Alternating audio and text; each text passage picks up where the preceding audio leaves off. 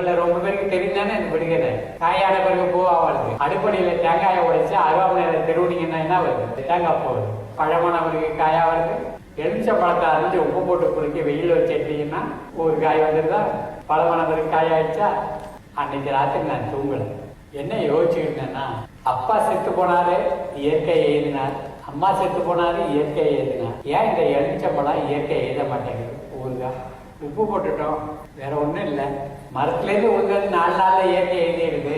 அதை அரைஞ்சு உப்பு போட்ட பிறகு அது இயற்கை எழுத மாட்டேங்குது. 1 வருஷம் இருந்தாலும் வச்சு திங்கிறோம் ஊறுகாய. அப்படியானா இந்த உப்பை கொண்டு போய் நிலத்துல போட்டுனாங்களே, யூரியா உப்பை, நைட்ரேட் உப்பை, டிஏபி உப்பை, பொட்டாசி உப்பை, அப்ப இந்த பூமியில இருக்கிற உயிரெல்லாம் அது கொண்டுடுது. அப்ப அந்த மாறா நிலைக்கு வந்துடுது அந்த பூமி. அப்போ விஞ்ஞான வேளாண்மைங்கிற பேர்ல விஞ்ஞானத்துக்கு எதிராக ஒண்ணு செஞ்சு எந்த பூமி நம்மளை காப்பாற்றணுமோ அந்த பூமியை அழிச்சுக்கிட்டு இருக்கிறாங்க. உங்களை ரொம்ப பேருக்கு